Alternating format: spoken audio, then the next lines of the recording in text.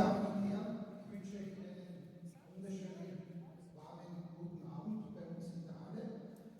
Hi, my name is Roland. Everybody who knows my channel knows we are talking about renewable energies, PV, battery storage, etc. And you might also know that from time to time I'm back in my home country in Austria. So this time I will stay over the summer. And when I arrived here a week ago, I found this letter here from our major of the village, and he's inviting to some sort of presentation, and it's all about renewable energy communities. And this is something the world is, especially here in Europe, going in the future. So I want to talk about this.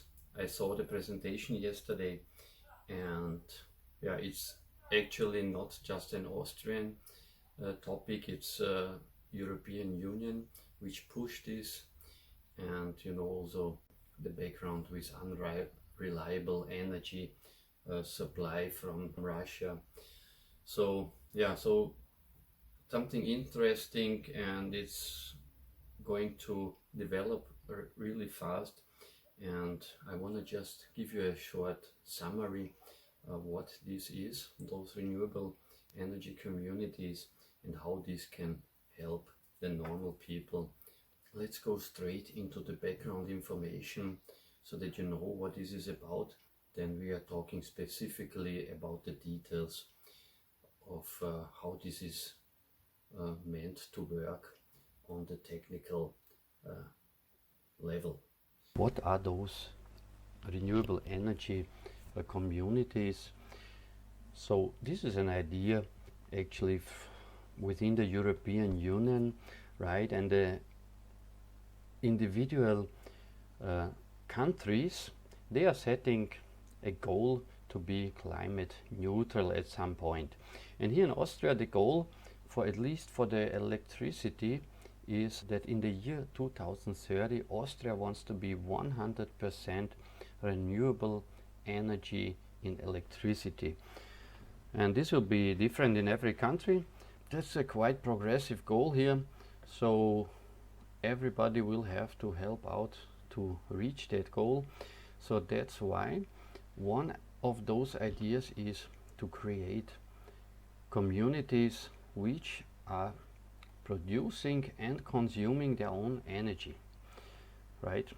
All the energy in the community shall be produced, stored, used, sold, traded under those members of the communities. And when we are talking about such communities, there are three levels of those.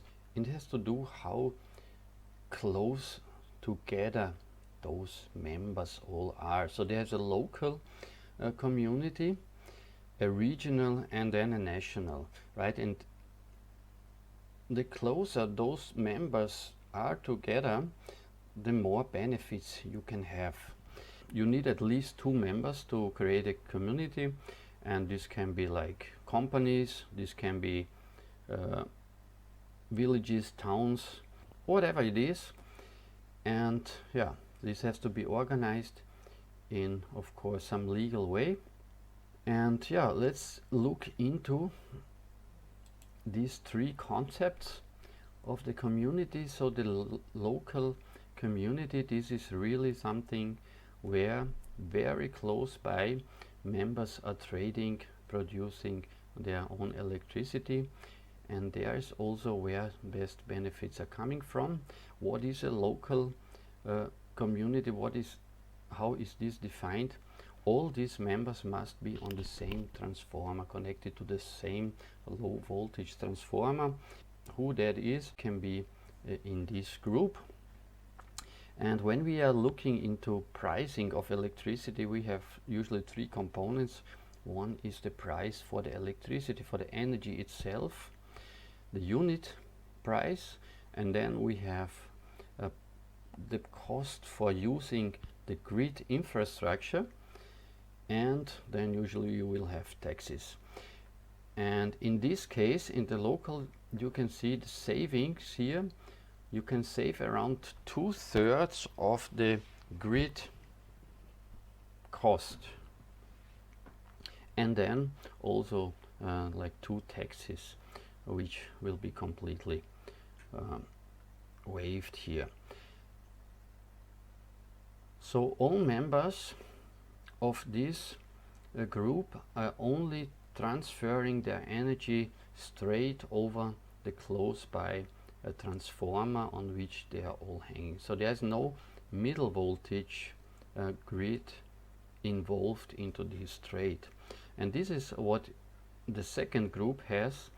So if the members are now outside on different transformers, they have to use parts of the middle voltage grid, and for that you already lose, let's say, 1/3 of the benefits on the grid costs.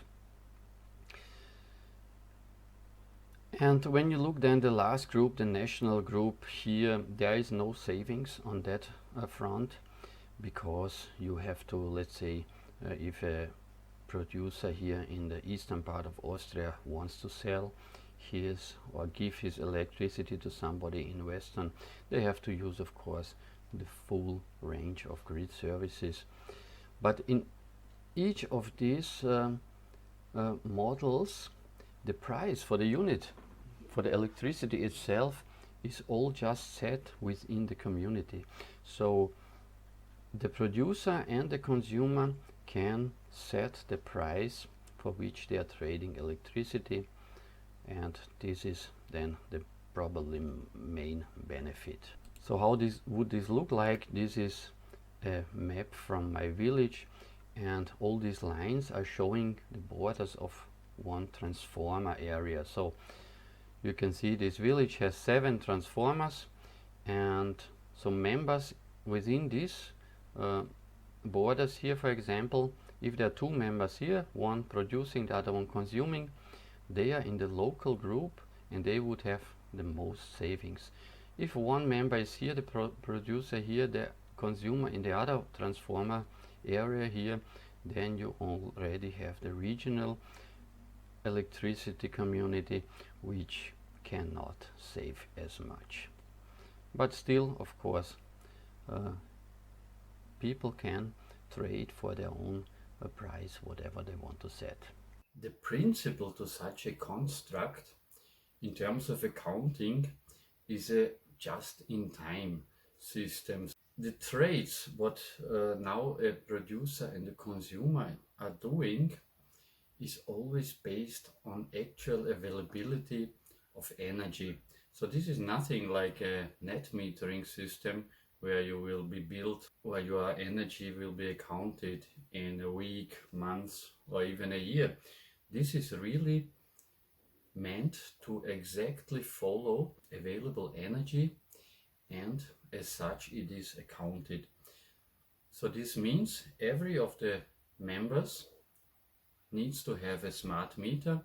This data is then transmitted to the grid operator, and the raw data will then be available to the community to make accounting. But of course, in this presentation, that gentleman there, which was from the grid operator, they of course offered this as a service, as an extra service, which costs some money. And in the case which he was showing, it was almost up to 40% commission to do all these follow-up services. So if it gets too complex and the energy community cannot make their own accounting, etc., then of course a lot of the savings will be lost again to some service providers. This was the background information. You can see this can be quite complex. Who can benefit most of this? If there is a community, a small town, something like this, they have several buildings, they decide to put up some PV, let's say on the city hall, and then they have a school, they have kindergarten, etc., which can use the electricity during the day. This can be quite good for the town. And if you have, of course, communities where industry and living is kind of balanced out quite well, so you have supermarkets, maybe some other companies which can use electricity during the day, then other people who have homes, they can put up PV systems on their roofs, and they can supply those companies with electricity. If it's just, a town where most of the people go to work in the morning and they come back at the evening, and there is no demand during the daytime for electricity, this will not work very well, because all the electricity would go out to the utility, and then you have a completely different calculation for all of this. So yes, but if you are planning to have a PV system, it's surely better to join an energy community, because it will be always the better deal than just dealing with the utility companies, which here I showed you this on the video last year. The feed-in tariffs are so low actually that investments will be paid back somewhere in 20 years.